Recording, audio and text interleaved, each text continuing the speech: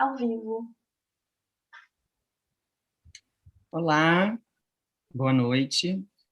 Estamos aqui na Livraria da Travessa hoje para lançar o livro da J. Mombassa, Não Vão Nos Matar Agora. Eu sou Isabel Diegues, editora da Cobogó, e a gente vai conversar hoje com o José Fernando de Azevedo, que é o organizador da coleção Encruzilhada, da qual o livro da J é parte, é o primeiro lançamento dessa coleção, e a gente tem a Denise Ferreira como nossa convidada, também autora da coleção, o livro dela vai demorar mais um pouquinho para chegar, mas chegará em breve, para conversar sobre Não Vão Nos Matar Agora e a coleção Encruzilhada. J. Mombassa, esse é o primeiro livro que ela publica, primeiro livro no Brasil, é artista, performance, enfim, e está aqui falando sobre o seu livro. Denise Ferreira, filósofa, escritora e artística, prática acadêmica e artística aborda os desafios ético-políticos do presente globalizado, atualmente vive em Vancouver e é diretora e professora titular do Instituto de Justiça Social da University of British Columbia, Instituto de Pesquisas sobre Gênero, Raça, Sexualidade e Justiça Social.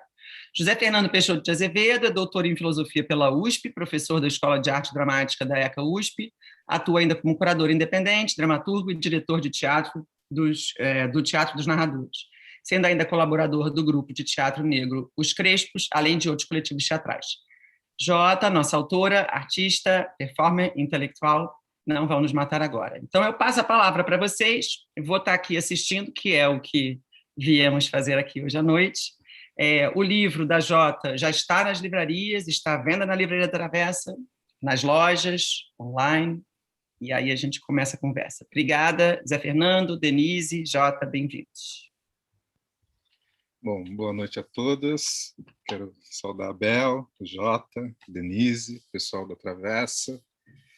Bom, é um prazer começar essa conversa lançando um livro no momento em que os livros estão sendo proibidos no Brasil.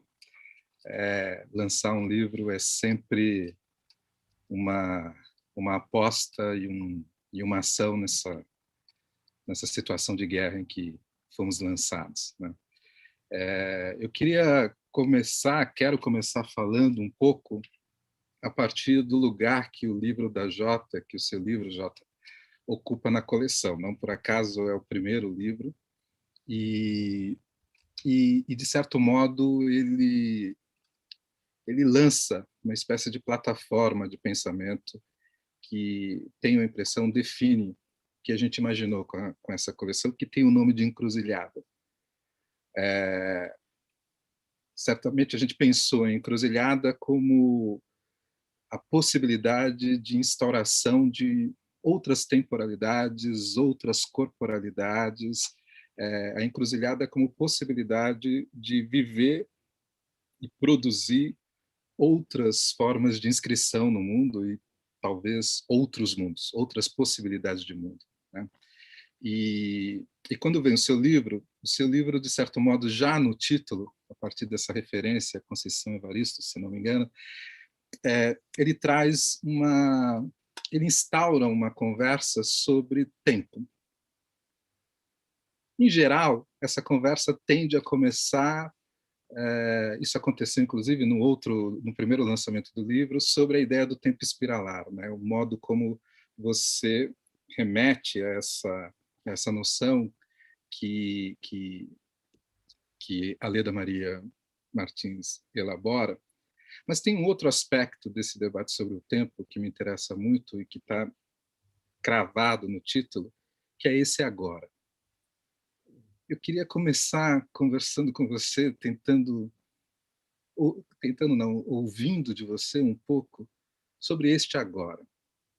O que é este agora que instaura, digamos, uma percepção do tempo e que nessa ideia, dessa, digamos, composição do não vão, estabelece uma espécie de trabalho de fuga, né? Porque esse não vão ele tem um duplo aspecto, né? E acho que isso, de certo modo, atravessa o livro, né? Que é uma espécie de fuga do futuro do presente. O não vão, em alguma medida, posto aqui, mas ele também esboça uma espécie de flecha que é esse futuro do presente, e que o título, enquanto tal, me parece, sugere que esse agora ele se multiplica como uma espécie de trabalho de fuga, né? Em que, no limite, se trata de escapar ao futuro do presente. E eu fico pensando nisso porque a ideia de fuga ela atravessa o livro, né? A certa altura você, inclusive, diz que esse livro, ou esse trabalho, se projeta um pouco como a partir de uma fuga do Brasil, em fuga do Brasil. E é fácil perceber que essa fuga não é simplesmente geográfica, ela não é territorial, mas ela tem a ver com os vínculos e as alianças que você estabelece com outras temporalidades, né? Com outras territorialidades que atravessam corpos e que produzem corpos. Acho que isso também é uma dimensão que aparece no seu livro, sobre a qual também você poderia falar, que mais do que talvez preocupada com lugares de fala, você está muito interessada nas relações que produzem esses lugares, muitas vezes como formas de confinamento também, né? Então, essa dimensão da fuga como uma forma de pensamento, uma forma de pensar e de imaginar que se elabora como linguagem, né? Porque eu tenho a impressão que um dos aspectos decisivos do seu livro é o modo como a linguagem se organiza também num trabalho de redistribuição da violência, né? Isso conforma a sintaxe, isso conforma a sua dicção, digamos assim, que é uma dicção, digamos, misturada, mas essa mistura como elaboração, né? Não é uma não é uma não é uma mestiçagem ingênua, né? Há algo aí que opera nesse esforço de redistribuição da violência, que no limite é um fazer corpo, produzir corpo, produzir corporalidade ou corporeidade, se a gente quiser. Então eu queria começar pedindo para você falar um pouco sobre esses aspectos, sobre como isso se organiza na sua imaginação, e até porque tenho a impressão que essa discussão do tempo, num sentido distinto daquele que aparece na ideia do tempo espiralar, se vincula muito fortemente com o pensamento da Denise e o modo como a Denise pensa a modernidade e a violência racial, sobre a qual certamente ela vai falar. Então, eu queria que você começasse falando um pouco sobre isso, porque tenho a impressão que isso, de certo modo, apresenta o seu livro para o leitor que está chegando. Super. Boa noite a todo mundo que assiste. Obrigado a vocês por estar aqui, pela questão. Obrigado muito, Denise, por estar aqui também. Ao pessoal da Livraria da Travessa, que está, enfim, dando suporte aqui com a gente. E também a Bel, da Cobogó. Então, vou agradecer a todo mundo. Também quem está assistindo. Bem, vou tentar, sei lá, patinar, né, me deixar tocar e atravessar pelo monte de questões que você foi pensando e abrindo aqui, né? Sem uma tentativa muito linear de responder diretamente a nada, mas tentando continuar a conversa e adubar, né? A possibilidade de uma conversa aqui para a gente hoje à noite. Eu vou até começar por essa coisa do final, assim, né? Para pensar como o próprio pensamento da Denise, o próprio trabalho da Denise, o próprio movimento criativo que a Denise faz, de alguma forma, estabelece a possibilidade, não só como referência, não só do ponto de vista referencial ou bibliográfico, né, ou citacional, mas, sobretudo, porque, de alguma forma, eu sinto que o gesto feito pela Denise de nos colocar no limite do texto moderno é o que viabiliza que esse livro se dê e aconteça como ele é, né? De uma maneira não provavelmente independente, mas relativamente desobediente, né? Das constituições, das expectativas modernas do que é fazer pensamento, do que é escrever, do que é lidar com o tempo e do que é articular essas questões ligadas à justiça, à violência, à racialidade e tudo mais. Então, esse trabalho ele deve muito, né, o Não Vão Nos Matar Agora, e o meu trabalho, de modo geral, ele deve muito ao trabalho da Denise, né? O que a Denise propiciou. Eu tenho muito a sensação, muitas vezes, que muitas das coisas que a Denise fez até o momento, né? Além de todas as coisas que estão fazendo e continuam abrindo caminhos e possibilidades, elas, na verdade, elas quase que tiram da minha geração um certo trabalho. É como se tivesse um movimento de entrar lá no texto moderno com agulha e funcionar precisamente onde naquele ponto que vai fazer com que tudo desmorone. E eu sinto que esse trabalho é um trabalho que a Denise também se dedicou a fazer. E, ao fazer esse trabalho, ela cria a possibilidade de um outro exercício mesmo, né? De um outro modo de lidar com essas questões todas, né? Com as questões todas que atravessam o trabalho, como, por exemplo, a questão do tempo, que ela está aqui falada, e que, como na live passada eu falei, a minha relação com o tempo, ou melhor, a relação deste livro com o tempo, ela não é como a relação...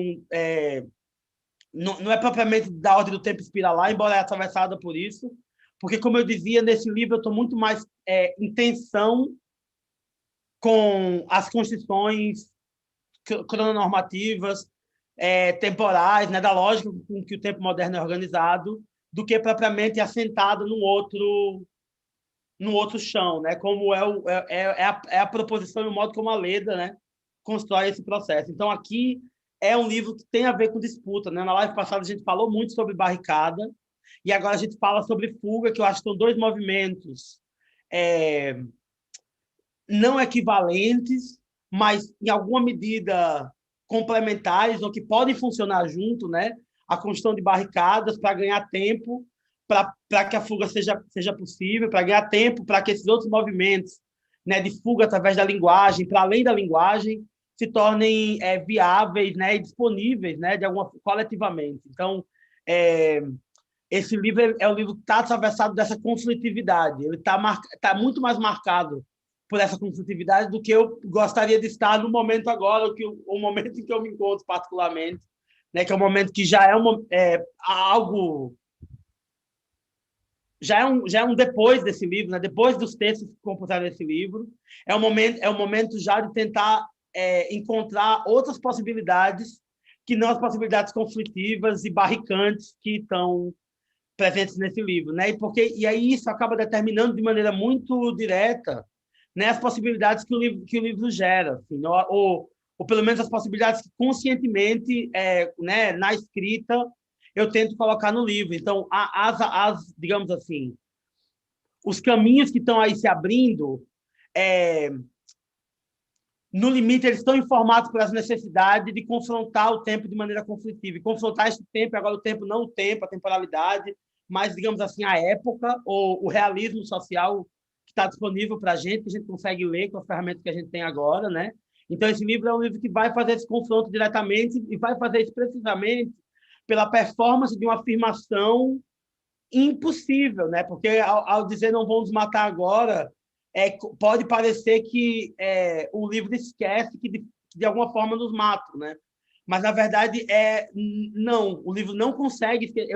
ao longo da maior parte dos textos do livro, o que se passa é que eu não consigo esquecer que nos matam agora. E a afirmação parte justamente desse lugar. E, por isso, a força do apesar de, que aparece no texto que eu escrevi, especialmente para essa edição, é tão importante, né? Porque é precisamente a partir desse conflito, mas não neste conflito, que o processo de fuga se dá. Não sei se eu me faço entender. Tem uma dimensão do conflito e do encontro, do encontrão com essa dimensão, mas, ao mesmo tempo, com a recusa de habitar esse encontro e de ficar nesse encontro. E daí vem o desejo de escapar e vem, inclusive, a força que leva a fuga a acontecer, né? Que é precisamente essa força do impossível que está aí nesse lugar. Então, assim, Não sei se eu estou enrolando mais, não sei se eu estou deixando tudo ainda mais difícil de entender ou de conversar, mas, assim, eu fico pensando, e aí retomando um pouco isso que eu estava falando, né, em relação ao modo como o trabalho da Denise viabiliza, de alguma forma, né, mais do que do ponto de vista referencial e bibliográfico, mas viabiliza energeticamente, filosoficamente, epistemologicamente esse livro, é justamente porque ele não que ele cria, né, mas ele articula as ferramentas necessárias para que essa recusa se dê precisamente nesse campo, né? Que é o campo em que esse livro aí se encontra, né? Que é esse embate com o tempo e a necessidade de cavar uma contradição ou uma outra respiração, né? Que ao mesmo tempo coexiste com tudo isso, com o irrespirável do que a gente está testemunhando, né? Coexiste com isso, cria barricadas para isso, se relaciona com isso, não se isenta dessa dimensão, mas também mas também se recusa a ficar nela, né? Se recusa a habitar ela. Esse livro é também sobre isso. É engraçado você falar da redistribuição da violência, porque tem uma coisa nesse texto que foi escrito em 2016, num momento bastante diferente do que a gente estava agora, e tem uma coisa nesse texto que sempre me assombrou muito, no texto da redistribuição da violência, que eu acho que o texto ele resguarda o ponto que eu vou falar agora, mas mesmo assim isso me assombra, né? E tem uma vez que eu fui para a Colômbia e eu estava dando aula lá em Bogotá, um curso de ficção científica, de ficção visionária, e aí a gente trabalhou com o texto da redistribuição da violência. E aí, naquele contexto, um contexto que tem um período, né, de mais de 50 anos, chamado La Violência, que é um período de guerra civil, quando eu estava lá, eu sentia que era, de alguma forma, o futuro do Brasil, mas lá o texto tinha um outro peso. Ele significava outra coisa. Ele convocava para um outro jeito de elaboração. E desde então eu fiquei pensando, eu fiquei com essa dimensão da redistribuição da violência me assombrando, porque, embora tenha no texto, e no texto eu faço questão de dizer isso, né, a redistribuição da violência não é uma generalização da violência. Ou seja, não é o processo que a gente está testemunhando. Né? É uma proposta ali situada, falha, limitada, tentativa de uma outra coisa, né? Que é justamente da criação de uma barricada. Mas, de alguma forma, essa possível ambiguidade na ideia também me assombra. Então, também é um livro que ele precisa, e aqui eu faço esse movimento até para as pessoas que estão também assistindo aqui, que compram um livro, que lê o livro, mas é um livro em que a gente precisa entrar com essa atenção, com esse cuidado, entendendo que a gente está caminhando junta por um bosque de impossibilidades, né? Por um caminho cheio de espinhoso, com queda, rasteira, o tempo... Quer dizer, esse agora também convoca para uma própria atualização constante dos nossos modos de nos relacionar, né, de relação com as ideias do livro. Né? Então, esse agora é, na verdade, uma força que chama para atualizar as modalidades de leitura, para sair de uma lógica desse livro contém alguma coisa que é pura em si mesma, ou que é bom em si mesmo, ou que é útil em si mesma, mas para entrar numa relação em que é isso, tudo depende da leitura, tudo depende do encontro, tudo depende do que do que o livro torna possível a partir do encontro com ele, né? Não sei. Acho que no limite é um pouco quase que uma pergunta sobre o valor de uso do impossível, né? Quase uma dimensão de aposta, né? E aí, Denise, você? O valor de uso do impossível. Primeiro, eu gostaria de agradecer o convite para fazer parte dessa mesa, e também a Jota por escrever o livro, e também por todas as coisas que ela faz. A você, José Fernando, por ter me convidado, e a Bel e o pessoal na Cobogó, e a Ana Cláudia aqui na Travessa, pela hospitalidade. É engraçado, porque hoje, antes da gente começar, né, vocês sabem, a gente tem sempre aqueles 15 minutos de preparação. E eu estava perguntando um pouco, como é que a gente vai fazer isso? Mas antes eu estava caminhando e eu estava pensando, bom, vamos falar do livro da Jota, mas vamos falar do livro da Jota dentro do contexto, né, no qual a Jota é a performer e é escritora e pensadora dessa geração. E aí, porque eu estou falando isso porque o Zé Fernando abriu com a gente falando do tempo, mas foi o que me veio, né? Porque para mim veio a pergunta: peraí, essa geração, né? Essa geração que nasceram dos meados dos anos 80 para cá, e é a geração que vocês são o futuro do meu presente, daquele meu presente. E eu fiquei pensando assim, e aí pensando mais particularmente no tipo de interrogação que Jota faz e a força, né, com a qual você confronta, Jota, e a força, eu estou falando aqui, a força intelectual, né, porque é um pouco assim, eu acho que quando tanto nas performances, quando lendo os seus textos e você falando, tem um momento, assim, eu vejo as pessoas assim, e aí elas vão responder, porque elas não sabem como, porque tem uma abertura para uma outra forma de pensar e de falar do que está aqui, né? Do que está aqui nesse presente, nesse agora. Você fala para elas: não, peraí, não, né? Mas não é assim, peraí, né? Peraí.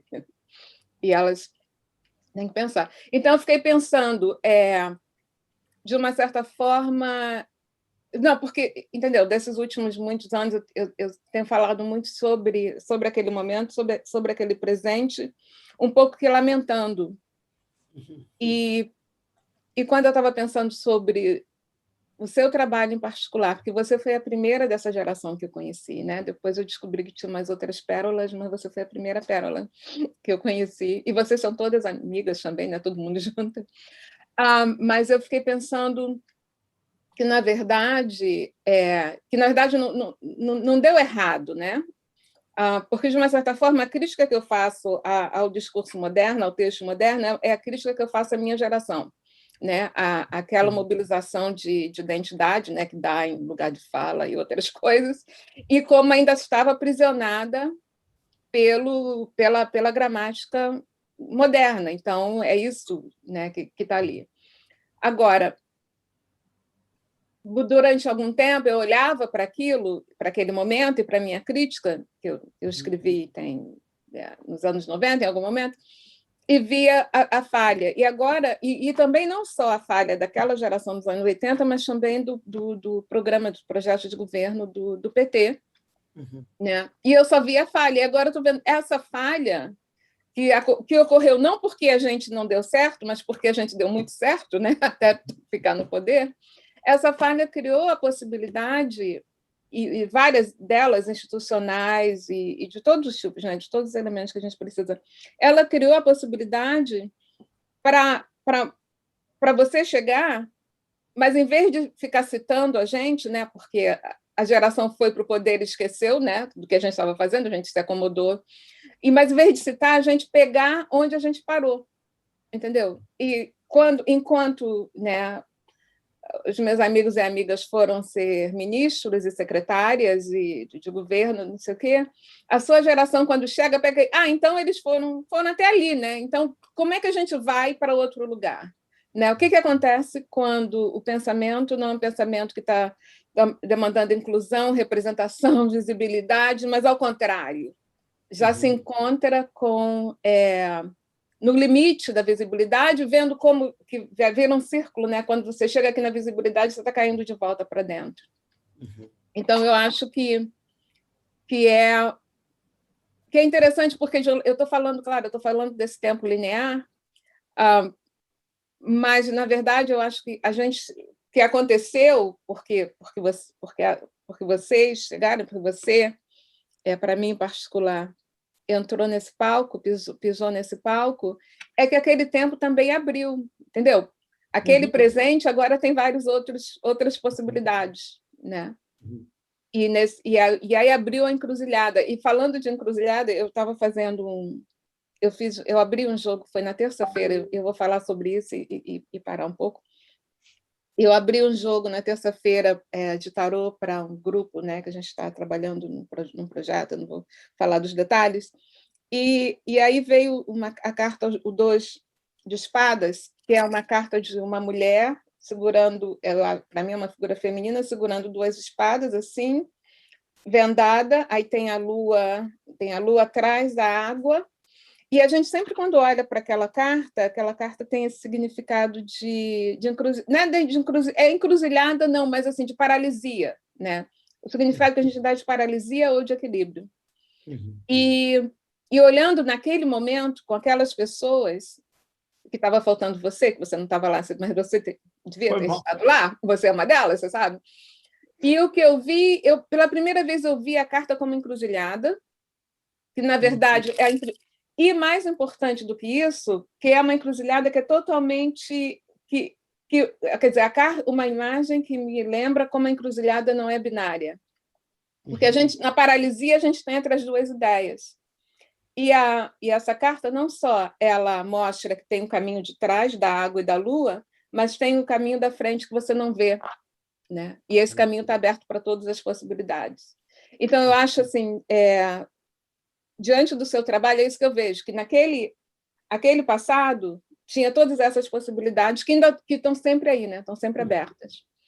E que quando você confronta, né, desobediência e teimosia, que para mim não vão nos matar agora, é teimosia também, né?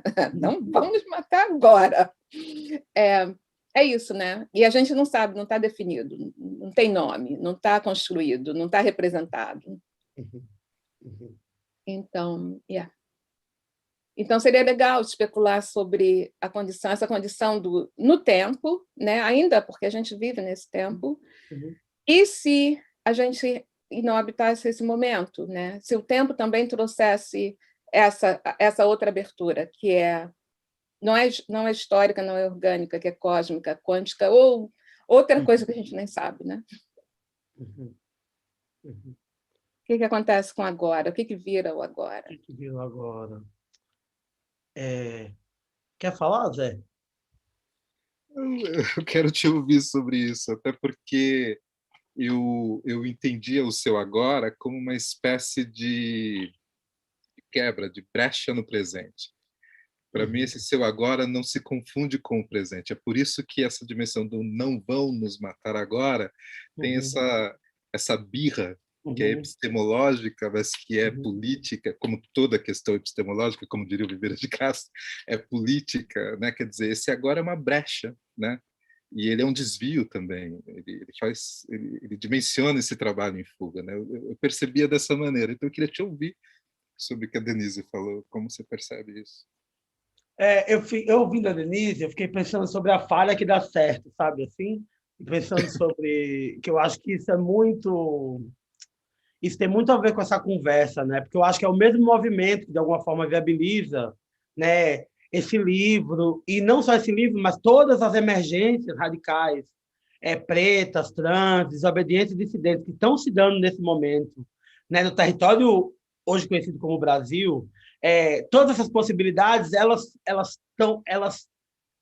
brotam precisamente da falha, né, de um certo projeto, mas elas brotam para honrar essa falha e não o projeto. Quer dizer, a gente também tem a possibilidade, né, justamente porque esse trabalho de construir o limite foi feito, tá, e segue sendo feito, né, justamente por isso, né, a gente tem a possibilidade de não ressentir a fratura do projeto, porque é como se ela já fosse conhecida a partida, porque é daí que isso está brotando. É daí que esse pensamento está brotando. É justamente nesse lugar em que o projeto estagna ou quebra, ou, né, que brota alguma outra coisa que aponta, para usar essa imagem da carta, né, para essas 2 modalidades de indefinição, né, que é a água, né, de movimento, que é a água com a lua, né, e esse caminho que a gente não vê. São 2 mistérios, né,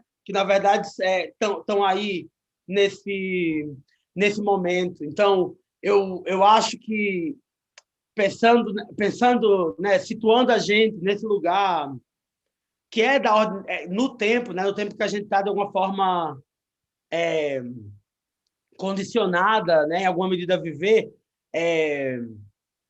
o que eu penso é justamente isso, né, justamente no modo como a possibilidade de emergir desde a falha para cultivar a falha, né, do próprio projeto, quer dizer, reconhecer a partida, né, essa dimensão já perdida daquilo. E aí tem uma coisa que... Engraçado, você começou falando de redistribuição da violência, então esse é um texto que agora está passando pela minha cabeça, porque é um texto que, de fato, eu acho que é muito forte, é muito ambivalente, é polivalente, assim, né? Tem muita coisa que escorre ali, alguns que eu até, que como eu disse, eu até tremo, né, de pensar, mas, assim, tem um, tem um movimento que está dado ali, que é o movimento da recusa da imaginação, da ansiedade projetiva, né? Que é o movimento de recusar essa dimensão tão importante para o, digamos assim, para o pensamento e para as elaborações éticas ligadas à visibilidade, à representação, né? Que é a possibilidade de ter um projeto, de trabalhar com um projeto, né? De alguma forma, naquele texto ali, e isso atravessa o livro de um modo geral, atravessa não só o pensamento que eu tenho elaborado, mas que eu tenho encontrado também, que tem emergido, né, no que a gente chama de Brasil agora,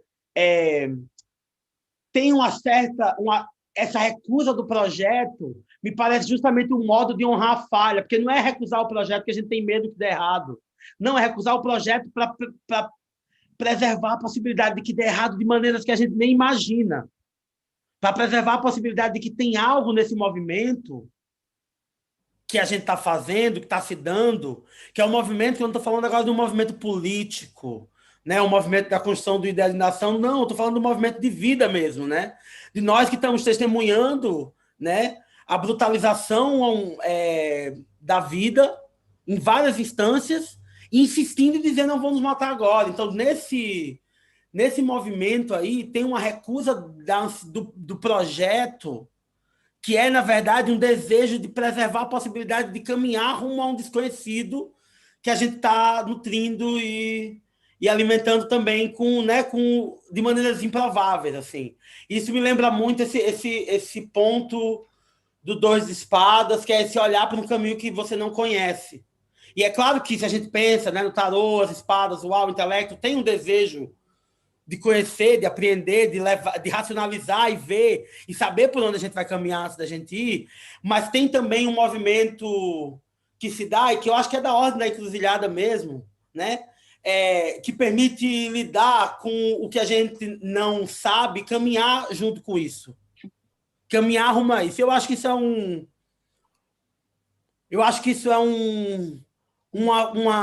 digamos assim, uma dimensão epistêmica do trabalho que o livro condensa, né? Mas digamos assim, é algo que se tornou disponível para nós também. A possibilidade de caminhar com esse mistério epistemologicamente, né? De produzir um pensamento ou uma expressão, né? Que não necessariamente vai se ocupar do trabalho de entender, de traduzir, de tornar transparente, e de fazer um caminho extremamente medido rumo ao que quer que seja, né? Então, tem um movimento, e é um movimento que muitas vezes se confunde, eu sinto, já que a gente entrou nesse papo geracional, eu aqui falei, né? Eu acho que muitas vezes se confunde, né? Tem uma certa acusação de responsabilidade política de certas posições radicais dessa geração, que é a minha, né? Tem uma acusação de responsabilidade política que tem justamente a ver com não conseguir entender o quão assentado é esse movimento que honra a falha, né? O quão assentado ele está, o quão responsável, o quão comprometidas com a falha nós estamos, sabe? E aí tem um olhar que é lançado por isso, que por não reconhecer um projeto, ou por não reconhecer, quer dizer, um chão estável pelo qual caminhar, acha que tem uma abdicação da responsabilidade política, quando, na verdade, o que tem é uma aposta mesmo nesse mistério, né? É uma aposta no caminhar no escuro sem acender a luz, é uma aposta em fazer esses movimentos que vão exigir de nós, coletivamente, né? Quer dizer, das entes, das vidas que estão aqui, né? Na birra, né? Como é a palavra mesmo que a Denise falou? Teimosia mesmo, teimosa. A teimosia, então, essas vidas estão aqui na teimosia, né? Insistindo em existir. A gente não morre. Exato, que não morre, a teimosia de não morrer, né? Tem uma coisa que tem até também no texto de introdução, que é uma referência a um trabalho de uma coreógrafa que eu gosto muito, a Lígia Lewis, que ela é dominicana, estadunidense, radicada na Alemanha. Tem um título de um trabalho recente dela que é assim, Mais Mortas que a Morte, né? Deader Than Dead. E para mim, a afirmação não vamos matar agora aponta para esse lugar e aponta para essa vida que é isso, né? E aí não é numa ilusão humana, moderna, desafiar a morte como a vida eterna, né? A vida que não acaba, não, mas um movimento de perceber, trazendo aí também o eco da Castiel Vitorino brasileiro, que é outra figura assim, alguns anos mais jovem que eu e que vem com uma radicalidade muito, muito dilacerante, né? Que é essa dimensão perecível dos movimentos que não se confunde com acabar, não se confunde com o fim ou com, né, tem precisamente uma dimensão que é isso, que é mais morta que a morte, né? Que está lidando. E aí que eu acho que toca nisso, que é uma coisa com a qual a Denise tem lidado bastante atualmente, né? E é engraçado que você estava falando, Denise, assim, uma coisa, eu escrevi como se você não tivesse, tipo assim, junto com a gente, caminhando, né? Quer dizer, partindo do limite que você própria, de alguma forma, ajudou a construir, e caminhando e ajudando a gente a chegar num cosmos muito mais vasto ainda, né, do que está, mas assim, e aí essa ideia da vida infinita, que eu acho que não é isso, né, que não é o não vão nos matar agora, nem é no pensar no mais mortas que a morte, como a pretensão da vida eterna, ou seja, dessa vida que é estendida no tempo linear, mas da vida infinita, que é essa vida que vai vibrar, né, em outras ordens de sentido, em outras ordens de vibração, e que, portanto, não pode ser enquadrada na lógica temporal da finitude linear, né? Então, não sei se eu me enrolei mais. Às vezes eu acho que as pessoas veem essas conversas e ficam mais. Você sabe que é interessante, né? Porque ouvindo vocês me faz pensar que uma das radicalidades do pensamento, e agora eu vou chamar de pensamento negro, porque aí é uma escolha, uma decisão no Brasil, é se você pensar que o livro fundador da perspectiva crítica sobre o Brasil é o livro de um escritor negro, que é o Machado de Assis, que é o Memórias Póstumas de Brás Cubas, né? Quer dizer, ele encena um país póstumo em um lugar de onde se fala que é depois dessa morte, né? É uma temporalidade muito própria, que eu acho que tem a ver um pouco com essa ideia de fuga desse dispositivo chamado Brasil, né? Porque às vezes vocês estavam falando de geração, eu me sinto no meio dessas duas gerações, e eu acho que eu participo de uma geração que comprou o compromisso do sucesso. E evidentemente falhou. Mas a falha, ela é emergência, né? Ela é a única chance que a gente tem, porque ela aparece como emergência. E eu acho que, de fato, você traz isso de uma maneira muito decisiva, né? Eu estava outro dia ouvindo um historiador já clássico brasileiro, que é o Fernando Novaes, e ele falava uma coisa muito interessante. Ele dizia: o Brasil é uma mercadoria, né? O nome Brasil é uma mercadoria. Brasileiro, essa terminação ero, talvez o Brasil seja um dos poucos, ou talvez o único país em que a terminação que designa o nativo, ela designa trabalho. Sapateiro, coveiro, bombeiro, todos os eros são trabalhadores. Ora, o brasileiro é aquele que extrai Brasil, né? Então, a nossa relação com essa ideia Brasil é uma relação extrativista. Né? E tenho a impressão que a percepção crítica da falha como emergência, no sentido benjaminiano, né?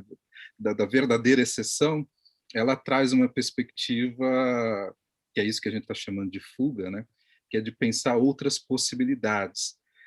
A Diana, ou Diana, que está no chat, ela fez uma pergunta que eu acho que tem a ver com isso, que é se isso que está sendo dito seria algo como a busca pela legitimação da realidade alternativa que sempre esteve viva e que queremos tornar plena. Eu acho que tem a ver com isso que a gente está falando, né? Mas você ia falar, Denise? Bom, mas aí também tem a pergunta, o comentário da Diana. Uhum. E porque eu vou conectar o que eu queria falar, porque eu escrevi aqui pensando duas coisas. Primeiro, em algum momento você estava falando, Jota, eu estava pensando a forma como você falou, nós, me fez pensar na coletividade, né? Uhum. Que coletivo é esse?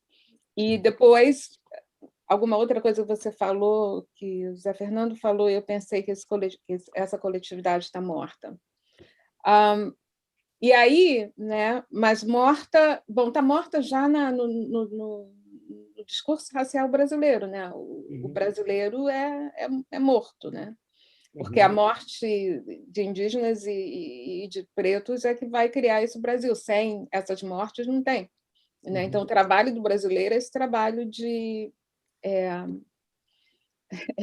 auto... Mas não é aquela antropofagia, né? Porque a gente tem que dar um jeito naquela história, né? Porque aquela história é um processo, mas é um processo que continuamente, que parece agora com essa pandemia, a gente está vendo de novo como ele aposta, ele necessita não da erradicação completa daquele ou daquela que é chamada brasileiro, né? O moreninho, a moreninha, não vamos falar dos pretos e dos indígenas, não da erradicação completa, mas do fato de que podem ser erradicados, né? Podem ser mortos.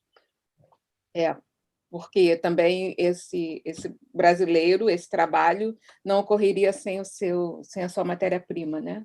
E essa matéria-prima é fundamental. Mas eu acho que, antes de falar de comentar sobre a realidade alternativa, muito rapidamente, estava pensando sobre... Não, a pergunta, né? Porque aquele quarto caminho, aquele outro caminho, porque podem ser vários caminhos em frente ao Dois de Espadas, é o caminho que não tem, que não é... Que é um caminho, porque a figura na carta, se ela tira a venda, ela vê, né? Ela não precisa ir naquele caminho. Eu acho que ela não precisa se movimentar, né? Para mim, agora, aquela carta mudou tudo, de uma certa forma. Porque ela não precisa se movimentar, ela está no nível da imaginação, né? Como é que a gente pensa a possibilidade de outra coisa que não precisa ser realizada? E essa possibilidade, esse lugar onde não tem o um e não tem a linearidade, que não tem o círculo que fecha e limita, ou a linha que a gente segue, e a morte, qual é a diferença? Desde a perspectiva do sujeito moderno. E aí, só para fechar, conectar com um comentário, pergunta sobre uma outra realidade, eu tenho pensado ultimamente sobre... Não ultimamente, já tem algum tempo, sobre a realidade. A realidade é o quê? Aquilo que pode ser provado? É o que é real? A realidade é aquilo que a gente quer, que a imaginação nos diz que é possível, né? O que é provável, que você pode dar prova, é da ciência, né? A imaginação é o que é possível. A possibilidade, ou de uma forma mais filosófica, ou que é potencial, que está em potência, geralmente a gente pensa na realidade entre o provável, aquilo que você pode provar pela ciência, e aquilo que se atualiza, né? Que está presente ali imediatamente. Mas, para mim, seria interessante expandir, né, essa realidade para além dessas possibilidades, incluir, para além do possível, do potencial, do que é atual, para o que nunca vai ser atual, né? Então, não é uma realidade paralela, já é essa realidade, já é a realidade, assim, expandida.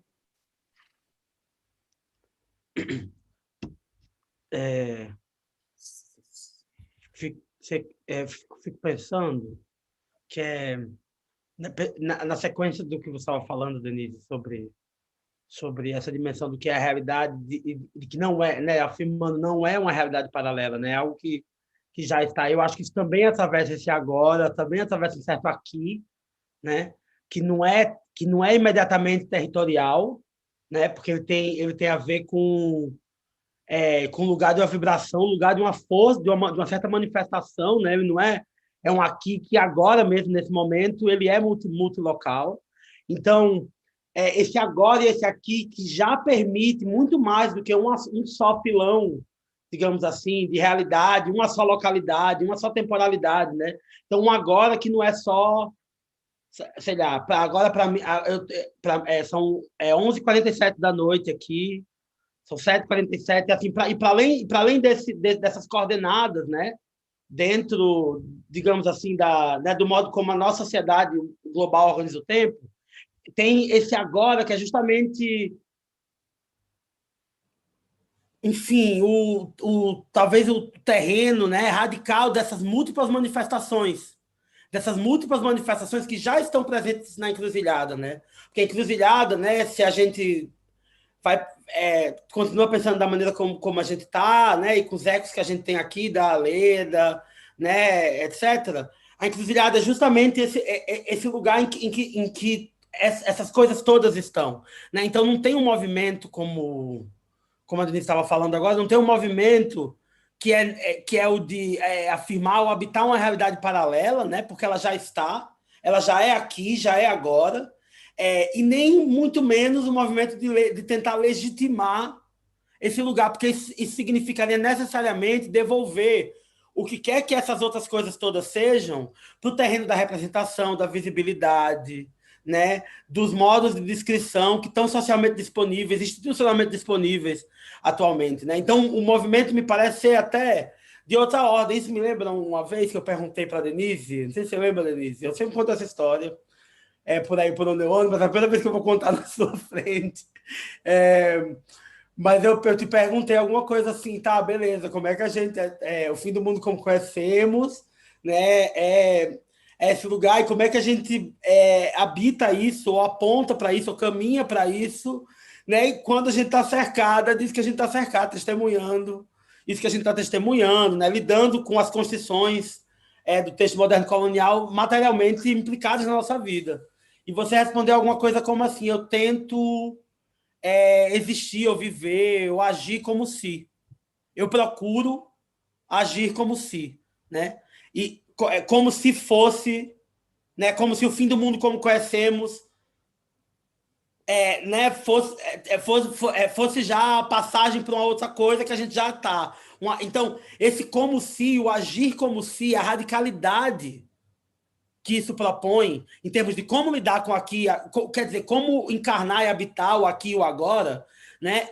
Eu acho que o ponto, né? Que não é nem voltando para a pergunta, né? Não é legitimar uma outra realidade, né? Mas é existir como se.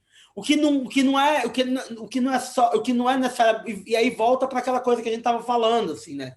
Que não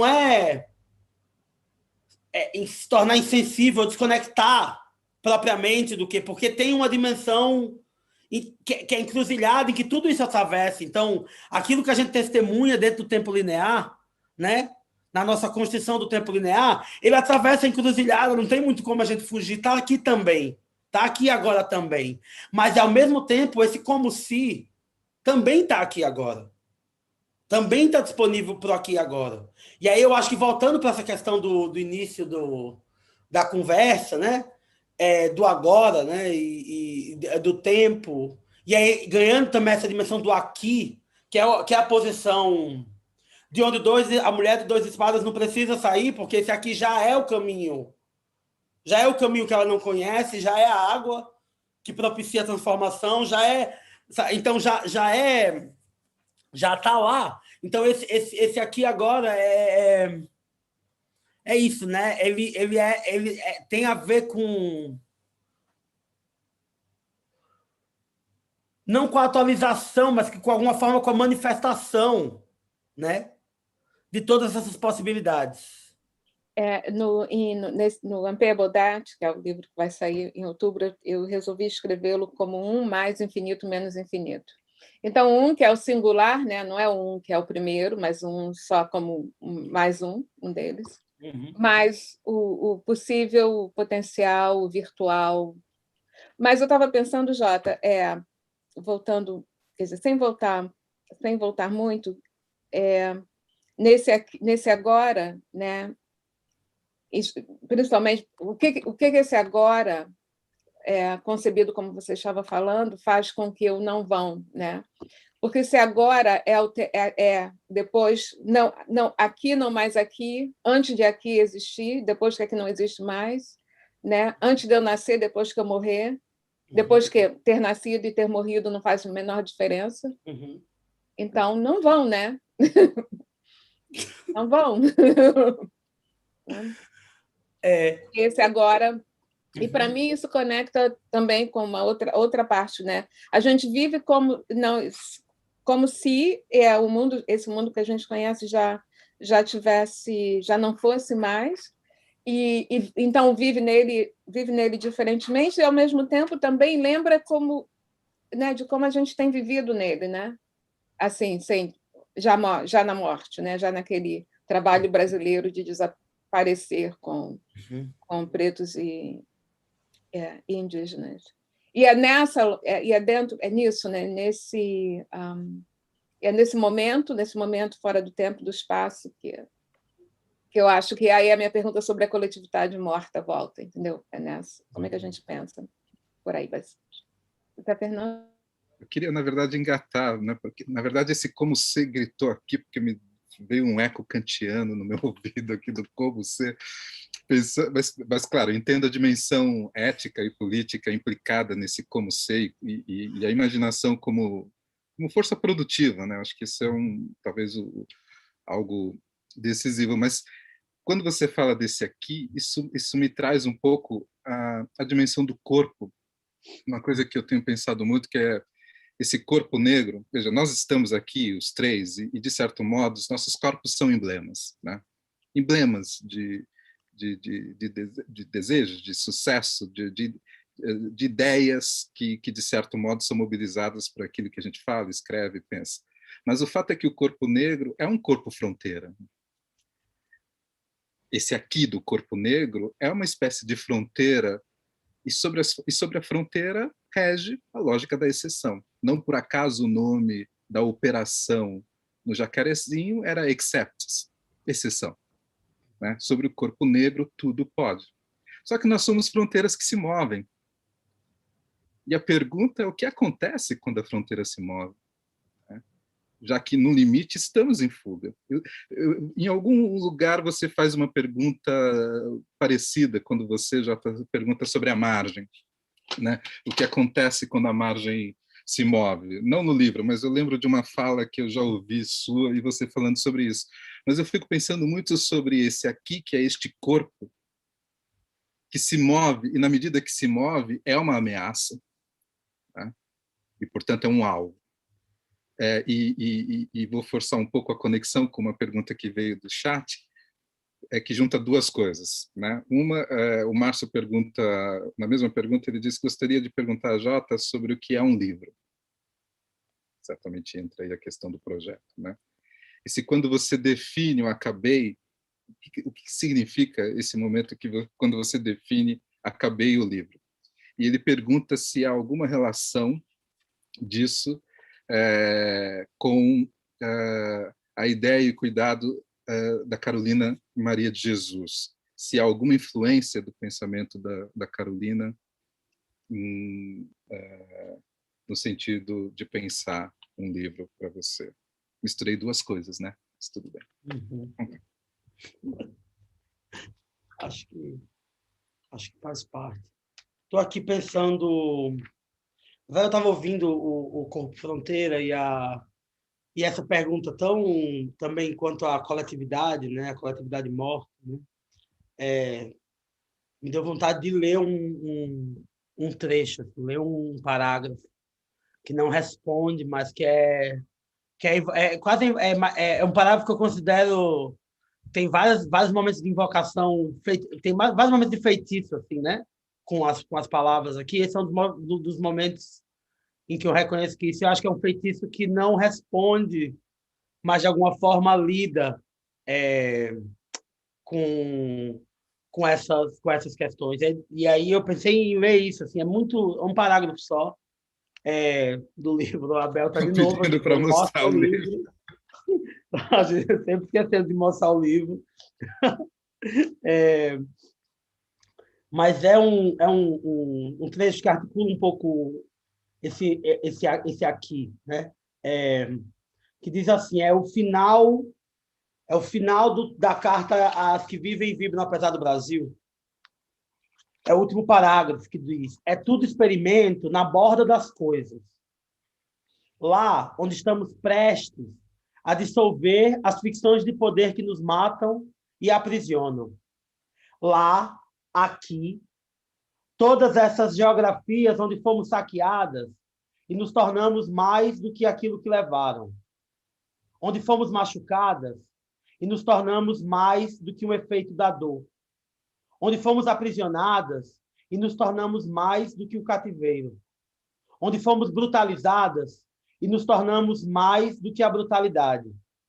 Lá, aqui, onde fomos assassinadas e nos tornamos mais velhas que a morte, mais mortas que mortas. E nesse fundo, esse fora, que não só não está fora, como está dentro de tudo, nesse cerne em que fomos colocadas, fecundamos a vida mais do que viva. A vida emaranhada nas coisas. Ou, e aí eu me refiro aqui no texto, né, ao que a Cíntia escreve no final, mas também essa ideia com a quadrinha trabalha bastante, ou a vida infinita. Não vão nos matar agora. Não sei porque eu fiquei ouvindo o eco desse feitiço e pensando que ele tem qualquer coisa a ver com essa coletividade morta, com esse nós impossível, que também está lá na figura do estilhaço, né? No texto que vem logo em seguida, que é o Juntas na Quebra, que vai precisamente tentar, sei lá, especular de uma maneira extremamente emocional e dramática, como quase tudo que eu faço, sobre a radicalidade desse estilhaçamento e o que significa estar junta na quebra, né? O que significa, uma vez juntas, tatear a impossibilidade do nós. Significa se encontrar para perceber e prestar atenção a essa coletividade morta, né? O que significa esse movimento? De alguma forma, isso atravessa aí. E agora eu penso também que isso atravessa essa dimensão fronteira, né? Da experiência preta, né? Da experiência trans também, tem uma dimensão liminar em relação ao modo como, né, o mundo organiza a relação da nossa vida com as máquinas de moer e de reproduzir a morte. Então, acho que também passa por isso. E aí, só para... Acabei de olhar aqui no meu relógio, são assim, meia-noite em ponto, e aí no meu relógio aparece 00, 2 pontos, 00. Então, assim, é um zero total. E eu queria... E aí, só para, tipo assim, talvez, né, terminar um pouco essa minha fala, responder um pouco a pergunta que foi feita quanto ao que é um livro, o acabei. É um negócio muito difícil, assim, e é uma coisa que, de alguma forma, esse processo do livro, de relançar o livro no Brasil, ele me permitiu, de alguma forma, acabar o livro, que é uma coisa que eu não tinha feito quando eu lancei ele em Portugal. Porque eu lancei ele em Portugal quase contra a minha vontade. Eu sabia que eu tinha que fazer aquilo, mas eu sabia que não era, que eu não queria fazer aquilo daquele jeito. Então, assim, o processo de construção do livro naquele momento ali, ele tinha um grau de... Era quase assim, cada passo que eu dava para frente, eu dava 3 para trás. E aí eu fui, ainda fiz a coisa, mas eu tinha uma recusa de lidar. Né? Então foi um livro que eu acho que eu não acabei, foi um livro que eu talvez... E esse não acabar aí significou também quase um descuido, num certo sentido. Né? Eu acho que teve um momento do meu processo do lançamento do livro em Portugal que foi quase assim, abandonar o livro. Lançar o livro naquela condição foi abandonar. E aí lançar ele agora no Brasil foi pegar ele de volta. E aí eu acho que ele acabou com a Cartas que Vivem e Vibram apesar do Brasil, com a inclusão da carta que eu fiz para Castel Vitorino Brasileiro há 2 anos atrás, mas que já parece ter sido feita em outro momento da história, assim, já que tudo está também atravessado por uma velocidade tão cortante. Então, para mim, acabar o livro agora foi pegar ele, talvez, amarrar o feitiço que eu queria que ele fosse, né? E aí não sei exatamente como é que se relaciona com o modo como a Carolina Maria de Jesus lidou com, né, com os livros dela e com Acabar. Eu diria que não tem uma relação direta, né?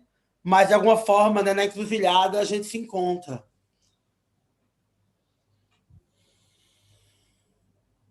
Quer falar, Denise? Você...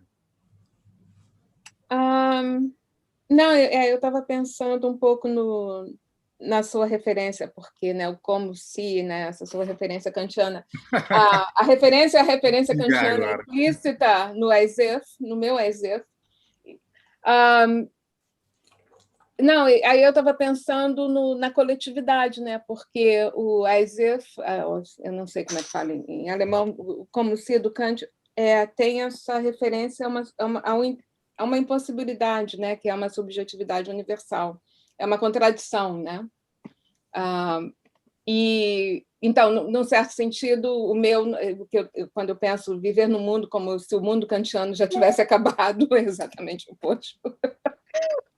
Lado, né? Mas, por outro lado, também tem o corpus infinitum, né? É essa contradição, né? A Jota está falando dela.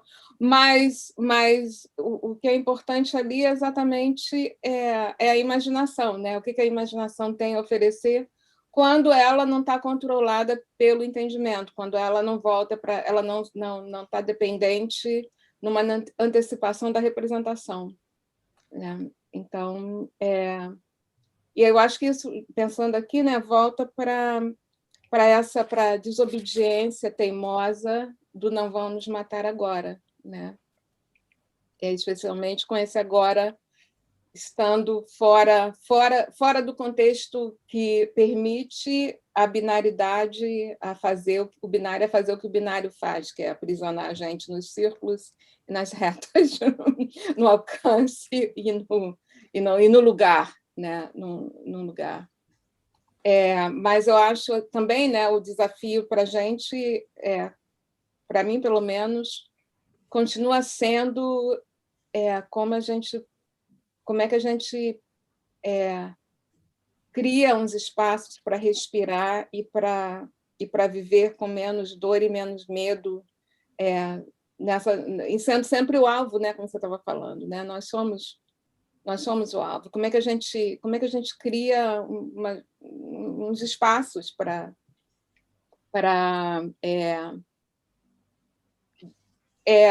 desviar ou, não sei, criar também umas... Eu não quero usar proteção, porque eu não estou falando proteção nesse sentido, mas, entendeu? Uns buracos para a gente se enfiar quando a polícia vem atirando, que é para, pelo menos, sobrar mais alguns. Porque, de uma certa forma, para mim, nós estamos aqui porque muitos disseram não vão nos matar agora, esse agora que nos inclui, né? Muitos, assim, nos últimos 500 anos. Então, mas foram momentos distintos. Eu acho que, nesse momento, essa pandemia está dizendo para a gente que a gente vai ter que fazer, né? O pessoal das coletivas está falando de aquilombamento, tem vários projetos de aquilombamento, mas, gente, sério? É sério, a gente tem que criar espaços, uns buracos de ar para respirar.